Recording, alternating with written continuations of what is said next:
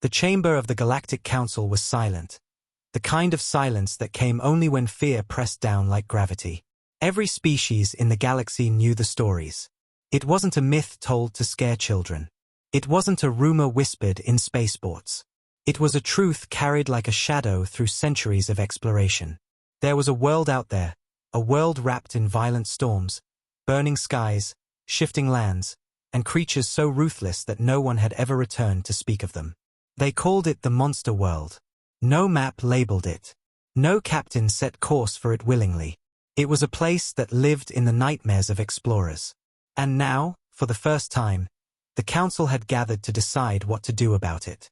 The air inside the chamber pulsed softly with the hum of the station's energy core. Around the central podium floated thousands of delegates, each wrapped in the robes, armor, or scaled hides of their worlds. Their eyes, some bright, some dark, some compound and insect-like, were locked on the central holo display. In the air above it spun an image of a blue and green world, its swirling clouds moving like living creatures. Lightning danced across continents, entire oceans boiled with storms. The sensors displayed impossible readings. Radiation spikes, gravity well fluctuations, a temperature range that should have made life impossible. And yet, the biosignature count was in the billions. The high speaker, a tall crystalline being whose voice echoed like ringing glass, raised a limb. The monster world has awoken again, they said, their tone calm but heavy. More probes have been lost. 2 scout ships never reported back. We have avoided this world for millennia. But its influence is spreading. Its gravity well is growing. It cannot be ignored anymore. A ripple of nervous energy moved through the chamber. A feathered ambassador from the western spiral arm leaned forward, their wings trembling. I lost my own cousin's ship near those coordinates, they said, their voice thin with fear. The storm ate them. The signal died in seconds. It wasn't war. It wasn't piracy. It was the planet itself. Others joined in. A scaled reptilian hissed. Our sensors melt the moment they enter orbit. Even our machines can't look at it. A mechanical envoy clicked and whirred, projecting static-filled footage of shredded hulls drifting into nothing. A soft-bodied creature with glassy eyes whispered, "It does not want us there. That world rejects us." The high speaker let the panic rise and fall, letting it feed the weight in the room. Everyone had a story. A vanished ship. A broken probe. A fleet that changed course rather than risk the orbit of that cursed sphere. The monster world. A small voice cut through the murmurs. It came from an envoy sitting near the lower ring of the chamber. A thin, silver-skinned being leaned forward, their voice steady but quiet. Maybe it's not the storms, they said. Maybe it's what lives beneath them. That silenced the room more than anything else. The high speaker lowered their head, crystalline limbs clicking together. There are whispers, they said slowly. Whispers that the planet was not always this way. That once, it was visited. That something made it this way. The holo shifted, showing older data, ancient, fractured records from before half the civilizations in that room had even learned to build starships. A ruined satellite, covered in vines. A deep-sea probe that recorded a sound no one could explain. A long, low growl that made the chamber feel smaller. Images of creatures that didn't match any known classification flickered on the display. Clawed. Armored. Fast. Predators that didn't hunt out of need. They hunted because it was in their nature. It should be destroyed, one delegate barked, slamming a clawed hand on their platform. If it threatens our fleets, it threatens the galaxy. Burn it. Glass it. Be done with it. Another scoffed. And lose how many ships trying? The storms tear battleships apart like paper. No weapon has ever reached the surface. The planet defends itself. You can't fight a world that doesn't want to die. It's cursed, someone whispered. A place only monsters can live. The high speaker tilted their head slightly, studying the spinning image of the world above them. The storms were beautiful in a terrifying way, like the gaze of something that didn't blink. Then the question is this, they said slowly. If it is truly a place of monsters, what kind of monsters can survive there? A shiver passed through the chamber. No one liked that question. No one wanted to imagine what kind of species could not only endure that world but call it home. The council floor lit up with request signals. Delegates shouted, argued, hissed, and sang in their native tones. Some demanded the destruction of the planet. Others urged containment. Others begged to simply leave it alone forever. But beneath it all was something else. A quiet, trembling truth. Fear. Not fear of storms. Not fear of the unknown. Fear of something too powerful to control. Then the heavy iron door at the edge of the chamber opened with a slow, deliberate hiss. The noise sliced through the chaos like a blade. Every voice fell silent as figures stepped inside. They weren't like the others. No robes. No armor carved from alien shell or crystal. They wore dark uniforms, marked only with a single crest. A small circle with a curved blue line beneath it. Humans. The sound of their boots echoed against the chamber floor. The delegates shifted back, as if by instinct, as the humans walked forward with calm, controlled steps. There were only 3 of them, but the room felt colder the moment they entered. The high speaker's crystalline voice echoed once more, but it wavered slightly. "Why are you here?" The human at the front, a tall man with calm eyes, stopped beneath the spinning holo image of the monster world. He looked up at it, at the storms, at the chaos that terrified the entire galaxy, and then back down at the trembling council. He didn't shout. He didn't posture. He simply tilted his head slightly and smirked. The silence grew heavy. Someone finally asked, "Do you know this place?" The man's smile widened just enough to show the edge of something sharper.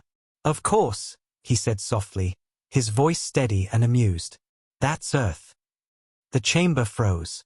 The delegates who had spoken so loudly before fell silent. The ones who had demanded the planet's destruction now stared in quiet disbelief. The high speaker's limbs clicked in confusion. "Earth?" they repeated, as if the word itself were too dangerous to say. The human nodded slowly, hands folded behind his back, as if standing in the shadow of something only he understood. "You call it the monster world," he said. "We call it home." The holo above them spun on, the storms flashing, the lightning arcing across the surface of a planet that terrified the galaxy. For the first time in living memory, the council realized the monsters they feared weren't hidden in the storms.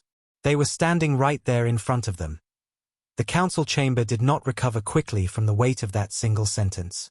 The air itself felt heavier, as if the very name of the world had cracked something open inside the minds of every delegate present.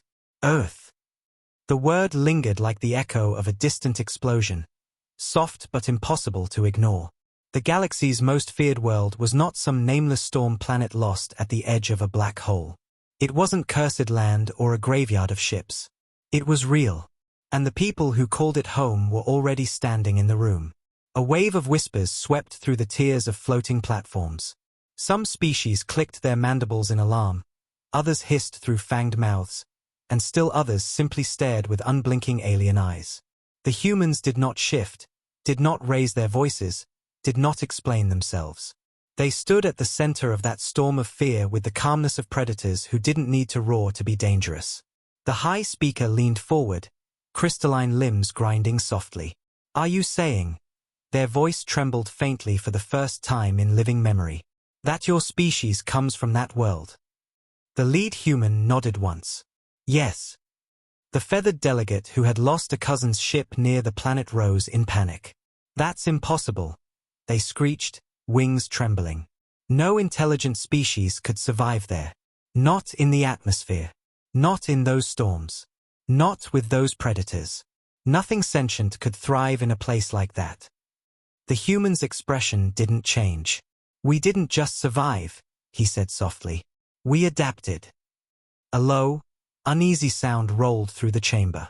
On some worlds, this would have been the moment for debate. But here, fear had no patience for ceremony.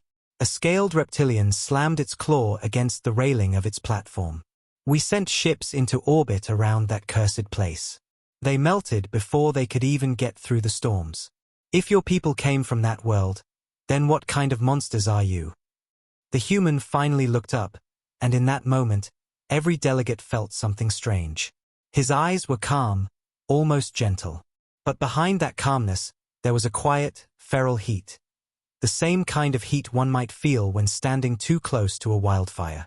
The kind, he said, that grew up in a place where even the air wants to kill you. The room fell silent again. The high speaker tilted their head, studying the humans closely. "We have all feared this planet for centuries," they said slowly. "It destroys probes. It swallows fleets. Its storms are alive. Its seas devour metal. Why have you never told us what it is? Why keep this secret?" The woman standing behind the lead human finally spoke. Her voice was low and steady, like the quiet before a storm. "Because we didn't need to. You already stayed away." A chill moved through the room. It was not a threat. It was a fact. The mechanical envoy's voice crackled through the static of its translator. "You claim this world is your home. Explain, then, why no one else can survive there." The human took a slow step forward, letting the sound of his boots echo across the chamber floor. "Because Earth was never meant for anyone else," he said. "Our gravity is high.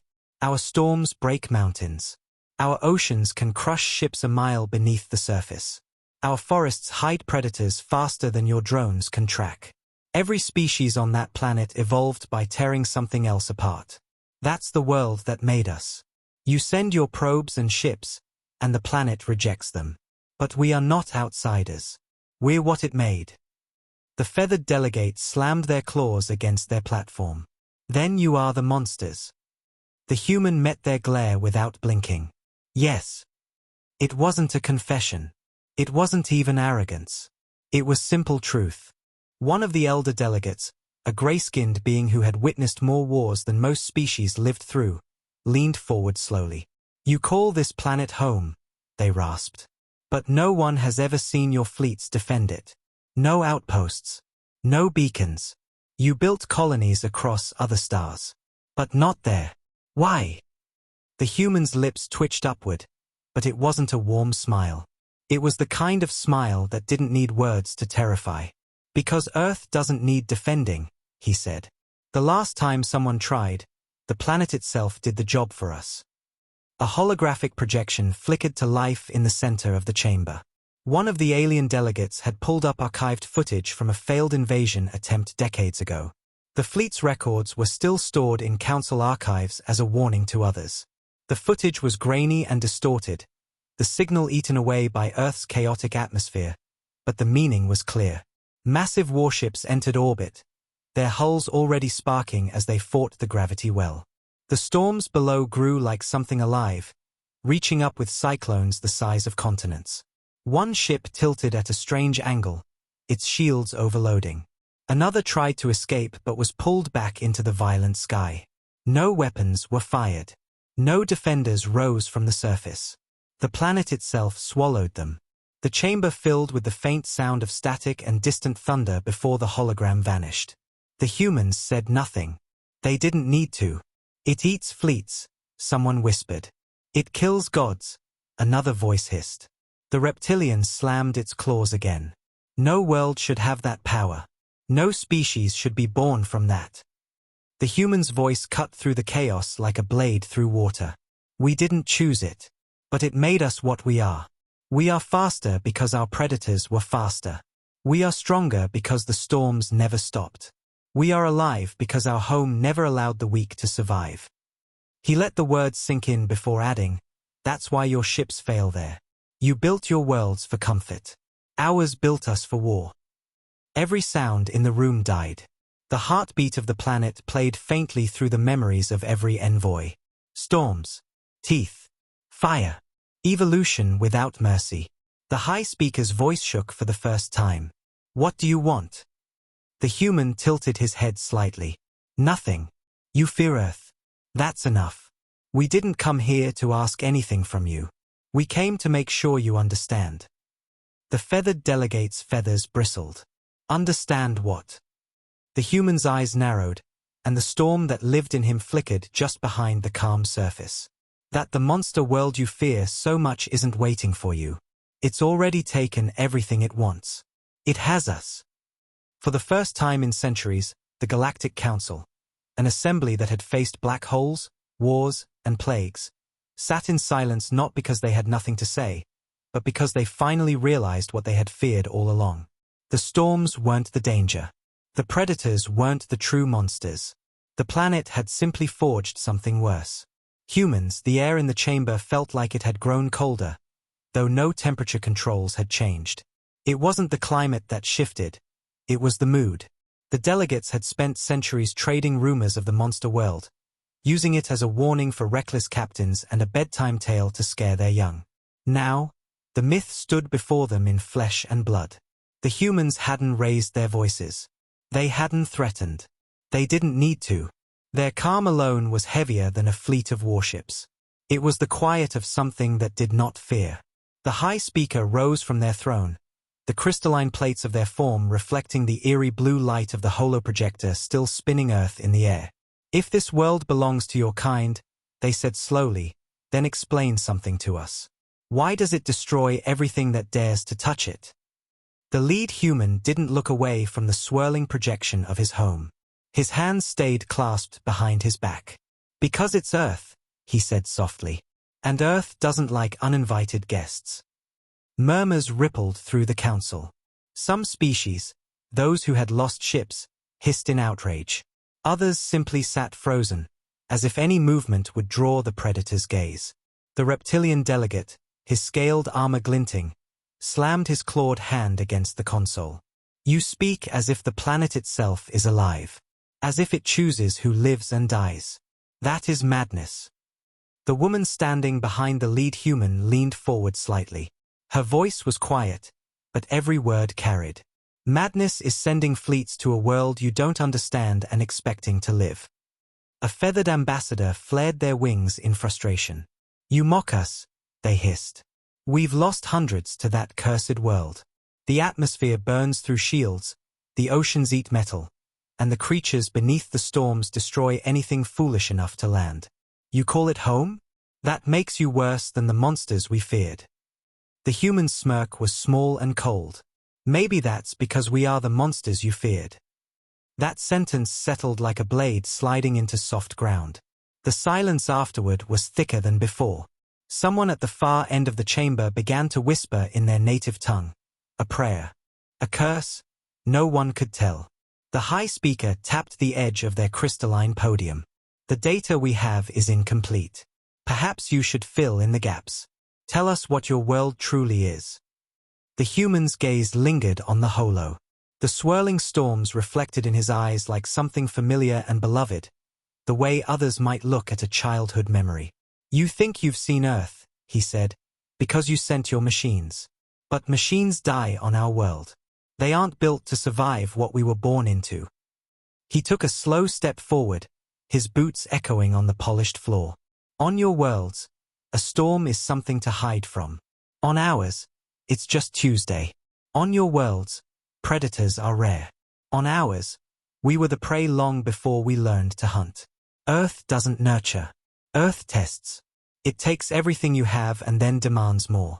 Only those who endure can claim to live there. A massive aquatic envoy shifted uneasily in their water tank. Then why, it asked, voice bubbling through the translator. Do you stay? You could have abandoned it long ago. Colonies. Starships. Refuge on gentler worlds. The human's eyes flicked toward the envoy. Because leaving Earth is like leaving your own spine behind. It forged us. It made us. You don't abandon the fire that tempered the blade. The reptilian delegate hissed, voice sharp. So you admit it. You're dangerous.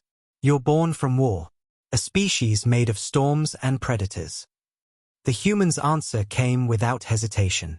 Yes. The tension climbed higher. Around the chamber, some delegates began shifting toward private channels, transmitting quiet, coded messages. Plans. Strategies. The idea of Earth as a myth was terrifying. But the idea of Earth as real, and full of humans who had thrived in it, was worse. The High Speaker raised a limb, cutting through the whispering storm. You claim this world as your home, yet you never invited us. You never warned us. Why now? The woman finally spoke again, her eyes glinting with a cold kind of patience. We didn't need to warn you. You already stayed away. But now, you're getting curious. You've started sending more probes. You've started looking too closely. And, someone barked from the upper tiers. And Earth doesn't like curious strangers, she said. Neither do we. The holo shifted again as one of the mechanical envoys pulled up their archives. A projection flickered in the air, a failed landing attempt from 40 years ago. A sleek research vessel from the Vorten Union descended through thick cloud cover, its hull wrapped in magnetic shields and atmospheric dampeners. The ship's captain had declared proudly that no storm could touch their craft.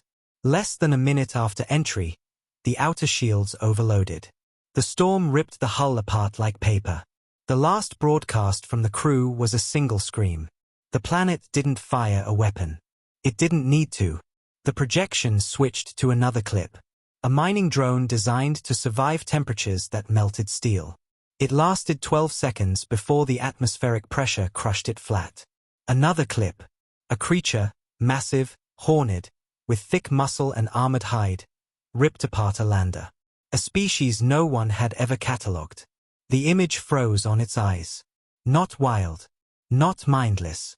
Intelligent in a way that sent a shiver through every being in the room. The humans didn't flinch at the footage. They didn't need to. They had seen far worse. It's a death world, the reptilian delegate rasped, voice shaking despite its usual strength. Your home is a death world. No wonder we called it the monster planet. The human tilted his head slightly. To us, it's just home.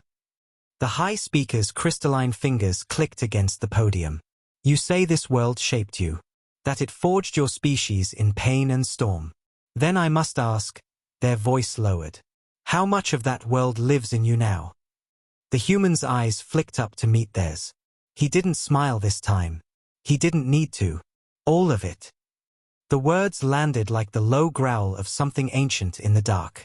Every delegate felt it in their bones. Not a threat, not a boast, but a truth. Humans weren't survivors of Earth. They were its children. Its apex. Its answer to every predator it had ever birthed. A voice from the back trembled. Then what happens if we keep going near it? The woman's gaze was steady. Then Earth will do what it always does. It will kill what it doesn't like. And you? The high speaker asked. The human's voice dropped lower, steadier. We'll help it. The chamber erupted. Some shouted for military action. Others for evacuation of nearby star systems. A few whispered the unthinkable. Alliances, treaties, anything to keep humanity far away. But none of them missed the way the humans stood there, quiet and unmoving. Because the monsters they feared weren't just in the storms below. They were already standing in the light. The chamber that once echoed with formal speeches and diplomatic bargaining had turned into something else entirely.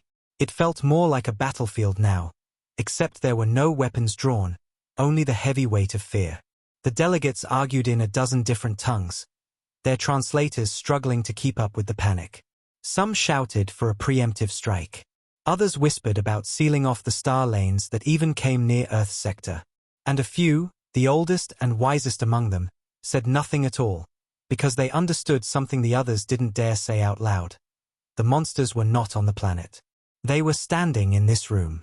The humans hadn't moved from their position at the center of the chamber. They stood with their hands behind their backs, their faces calm and composed, their posture steady like they were used to storms swirling around them. It wasn't arrogance. It was a quiet, solid presence. The kind of presence that didn't need to raise its voice because it was the storm.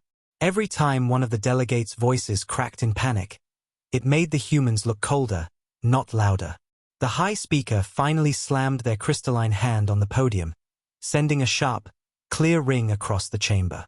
The noise sliced through the chaos like a blade. Enough, they said, their normally calm voice hardened with tension.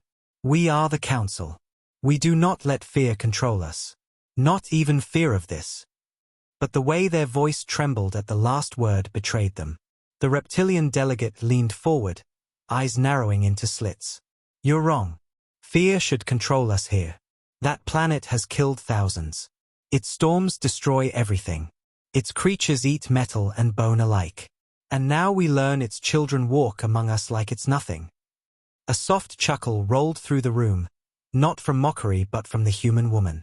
It wasn't loud, but it was enough to make the reptilian's throat tighten. "You talk like you discovered Earth," she said, her voice like smooth steel. "But Earth has known about you for a long time." The chamber stiffened. The high speaker's crystal form shifted, casting fractured light across the walls. "What do you mean?" The woman stepped forward, her boots hitting the floor with measured, deliberate steps. "Do you think we've been sleeping on that planet all this time? While you've built your pretty ships and flown across the stars, we've been watching. We've seen your probes, your fleets, your scouts. You think the storms broke them on their own?" A mechanical envoy sputtered out static. "Are you saying you destroyed them?" "No," the lead human said finally, stepping beside her. "We didn't have to. Earth doesn't like intruders. It knows how to deal with them. But when something survived long enough to be worth noticing, we noticed too. Do you know how many of your probes we captured before they burned?" A silence fell like a blade. The feathered delegate spoke up, feathers shaking slightly. "Why? Why would you do that?" The man's reply was simple. "Because that's what predators do. We study the things that come too close to our territory." The reptilian hissed loudly. "You see yourselves as predators?" The human turned his gaze toward him. Calm, unflinching, sharp. "No. We don't see ourselves as predators." He paused for just a second, letting the room lean in. "We are predators." The ripple that ran through the chamber wasn't noise. It was a quiet, collective shiver. They could have claimed to be powerful. They could have boasted about their technology. But calling themselves predators was different. Predators didn't boast. Predators didn't ask for permission. They simply were. One of the older delegates, a pale, insectoid creature with translucent skin, finally broke their silence. "Then why are you here?" they asked in a voice that sounded like dried leaves. "If Earth is everything you claim it to be, why come to the council at all? Why show yourselves now?" The human man stepped forward until the light from the holo of Earth fell across his face. "Because your ships are getting closer," he said simply. "The council has been sending fleets to study what it doesn't understand. And Earth doesn't forgive curiosity." The high speaker's limbs stiffened. That sounded like a threat. The human tilted his head. "It's not a threat. It's a warning." The reptilian delegate slammed his claw again. "Then why not attack us already? If you're as dangerous as your cursed planet, why not strike first?" The woman's lips curved slightly, but there was no warmth in the expression. "Because we don't need to," she said. "We've seen what happens when people come to Earth. You've seen it too. You can't win a fight against something that doesn't care if you attack." The holo changed again. Another record. Another fleet that had come too close. This one wasn't a scouting team. It was a military force, a show of strength from a coalition of several alien species, determined to prove the monster world was just a myth. Their ships entered orbit in perfect formation.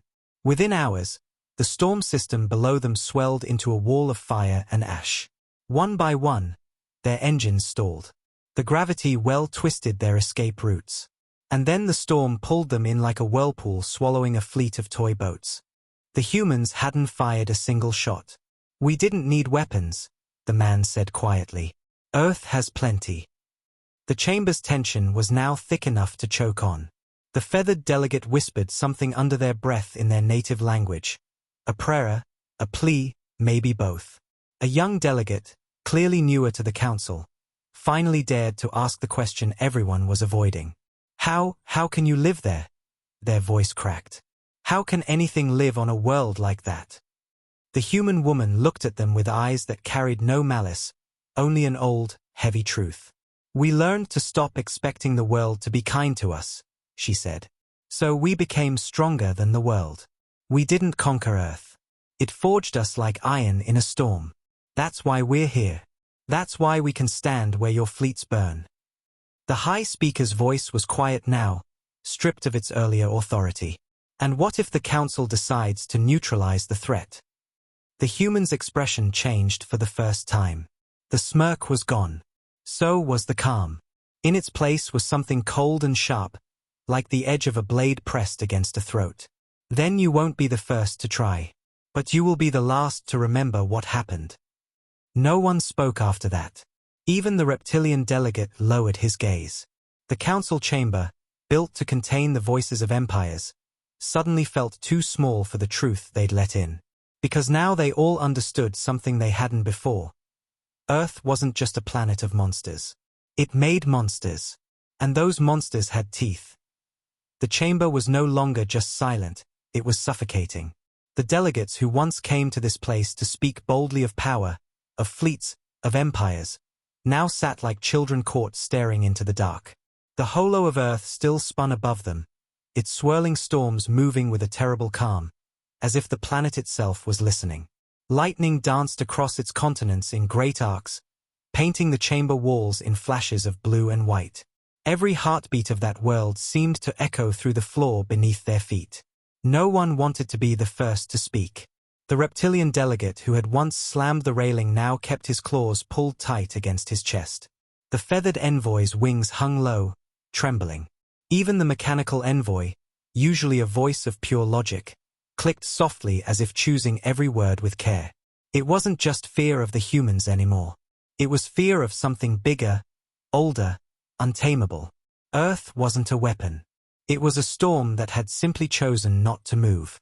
Finally, the high speaker rose again, their crystal body reflecting the restless light of the projection. This council, they began, their voice slower and softer now, exists to maintain order among the stars. And yet, for generations, we have treated this world as a ghost story. A thing too dangerous to touch, too cursed to face. Today, we learn it is neither a myth nor a curse. It is real. And it breathes. The human man tilted his head slightly but didn't speak. He didn't have to. The high speaker continued, their voice tightening with each word. We have destroyed empires. We have built worlds out of nothing. We have bent the stars to our will. Yet this one, this single world, resists us all. Why? The woman finally answered, stepping forward slowly. Her boots echoed in the still chamber. Because Earth never cared about your empires. While you fought wars among the stars, Earth was at war with itself. Its oceans fought its skies. Its mountains crushed its plains. Its storms swallowed anything that wasn't strong enough to stand. We didn't build Earth into something dangerous. It built us. It has never needed to conquer anything, because everything that comes to it either adapts or dies. One of the aquatic envoys raised a trembling fin in the tank, their translator whirring weakly. And your species, adapted, they said slowly, became what we feared before we even saw you. The man's voice was quiet, but it carried like a blade through mist. Exactly. A younger delegate, desperate to break the crushing weight in the room, raised his voice. Then why come here? If you are so powerful, if your world is so unstoppable, why stand in this chamber at all? The woman's gaze turned toward him, sharp but strangely calm. Because this isn't about war, she said. Not yet. But the more you send your fleets to study our home, the closer you come to making it one. The reptilian delegate hissed under his breath. You dare to threaten the council? The man turned his gaze toward him, steady, unblinking, too calm. No. Earth threatens nothing. Earth doesn't need to threaten. It simply exists. We're only here to remind you what happens when you forget why the galaxy already learned to stay away. The holo changed again. This time, it wasn't the council who initiated it. The humans did. A new image filled the air, a recording from a deep orbital scan, not council property. A small, nameless alien fleet had approached Earth's upper orbit 5 years ago, ignoring the warnings buried in forgotten archives. They'd wanted to prove the myths wrong. At first, everything was quiet. Clear skies, calm readings, a perfect, beautiful blue marble. And then, without a single missile fired, the sky itself had turned against them.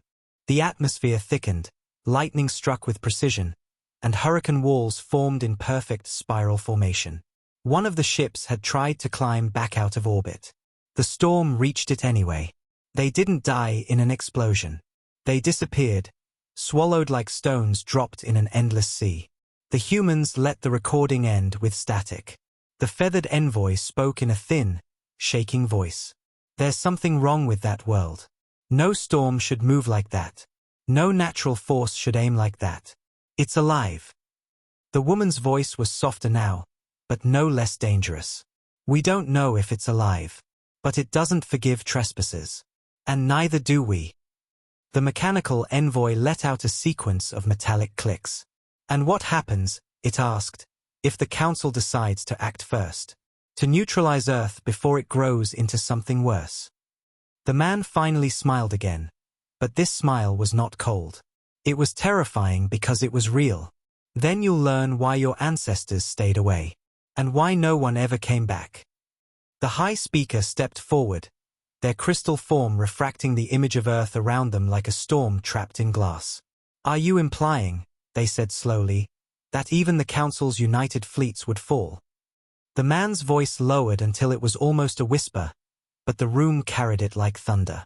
They won't fall, he said. They'll disappear. The mechanical envoy whirred nervously. Explain. The woman folded her arms, looking almost tired now. Do you think you're the first to try? Your records are incomplete. But we've seen the remnants. Burned ships at the edges of orbit. Half-melted hulls dragged into trench lines deeper than your ocean worlds. The storms aren't just storms. The gravity isn't just gravity. Earth isn't a battlefield. It's a graveyard for those who think they can tame it. The reptilian delegate's claws trembled against the railing. And you live there? The man nodded. We don't just live there. We thrive there. The things that break your fleets made us stronger. A nervous murmur spread across the chamber. Someone whispered, no wonder they're like this. Another hissed, they're the planet's children. The high speaker stared at the humans for a long moment. And if we leave it alone? Then Earth sleeps, the woman replied. It doesn't hunt. It doesn't seek war. It doesn't care what happens beyond its sky. You can keep your stars. We keep our storm. The chamber trembled faintly, though no one was sure whether it was the station or their nerves. The storm on the holo display cracked with a bolt of lightning so bright it illuminated every delegate's face at once. For a heartbeat, it looked like the storm itself was grinning. The humans turned toward the exit. They had said everything they needed to say. And as they walked, no one dared to speak. Not because of threats, but because, for the first time, the Council understood what they were facing.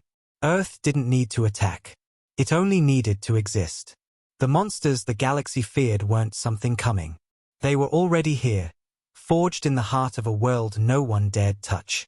And the galaxy finally remembered why it had learned to be afraid. The humans walked toward the exit of the Galactic Council chamber, their footsteps echoing through the vast hall like the steady beat of a war drum no one dared to march against. No one called after them. No one tried to stop them. Every delegate simply watched in frozen silence as the three humans disappeared through the heavy iron doors. When the doors finally sealed behind them with a deep, resonant boom, it felt like the air itself shifted. The weight that remained was worse than before. It wasn't panic now. It was realization. For centuries, the monster world had been treated as a ghost story, an unexplored anomaly at the edge of star maps, a legend meant to scare reckless pilots and overeager scientists. But now that legend had walked out of their chamber wearing a human face. The delegates were no longer arguing about data. They had looked the storm in the eyes and seen that it smiled back. The high speaker remained standing at the podium, still bathed in the flickering light of the Earth holo that spun slowly overhead.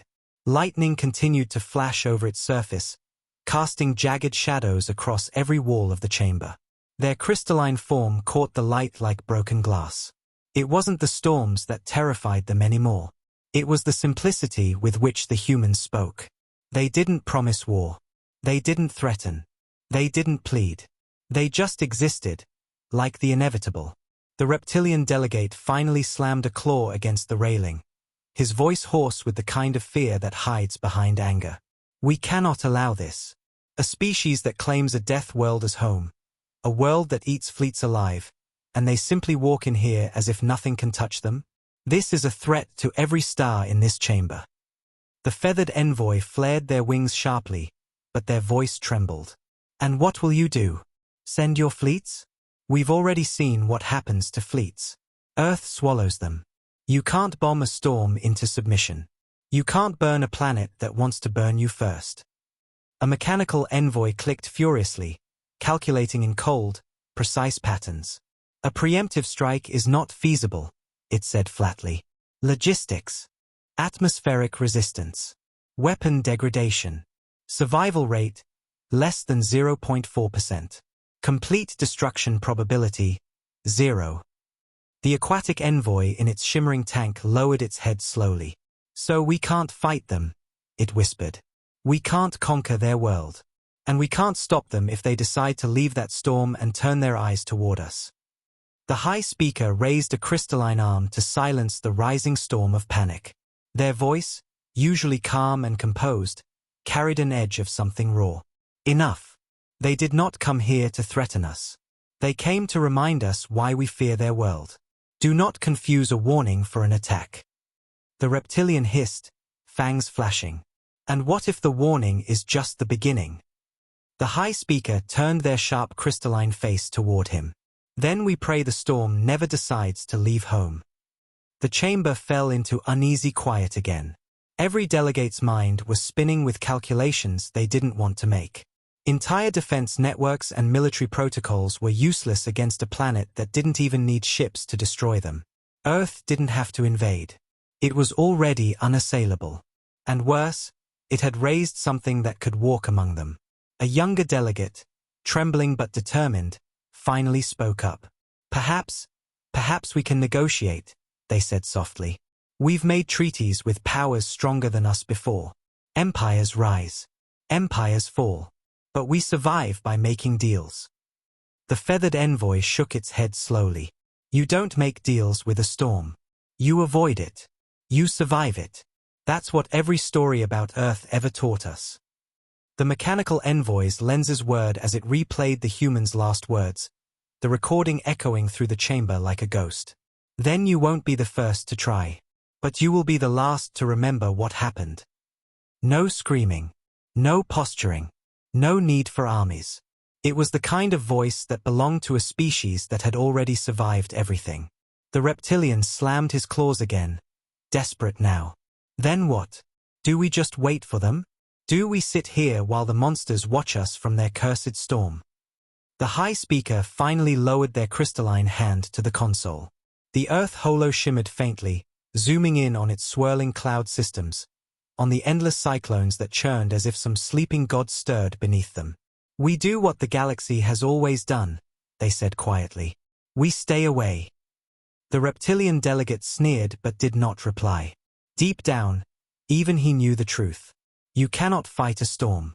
You can only hope it doesn't decide to move. But beneath the fear, something else began to grow, something the humans had expected. Whispers in private channels. Plans behind closed doors. Small-minded empires, desperate to prove their strength, always believed they could defy history. The galaxy had always feared Earth, but fear often makes fools brave. The feathered envoy's voice trembled again. "If someone tries again." The high speaker's answer was like glass breaking in the cold. "Then they will vanish like the others. And the storm will keep spinning." Far above them, in the darkness between the stars, fleets and stations orbited 1,000 peaceful worlds. All of them had forgotten that the quiet was never permanent. Somewhere, far away, on the third planet of a small yellow star, the storm world waited, not angry, not restless, simply there. A world so hostile that nature itself had learned to fight back. A world that had raised a species that didn't just endure, but thrived in chaos. And those children of Earth had walked into the heart of the galaxy and spoken like the storm itself. In the corridors outside the council chamber, the three humans walked slowly, their boots striking the polished floors like a steady drumbeat. The youngest of them, silent until now, finally spoke. They are terrified. The woman's lips curved into a quiet, knowing smile. Good. The leader looked out the long, curved window at the galaxy stretched beyond, at the stars scattered like distant candles. They should be, he said. They think we're dangerous because we came from a monster world. But they've never understood it. What's to understand? The younger one asked. That the storm, the leader said, wasn't our enemy. It was our teacher. Their ship awaited at the docking ring. As they stepped inside, the ship's AI synced with the Earth-based systems, encrypted beyond anything the Council could understand. Outside, the delegates sat in their chamber, building their fears into shaky plans. Inside, the humans didn't even bother looking back. They didn't need to. The storm was behind them, and the galaxy would never forget its name again. Because Earth didn't need to roar to be feared. It only needed to exist.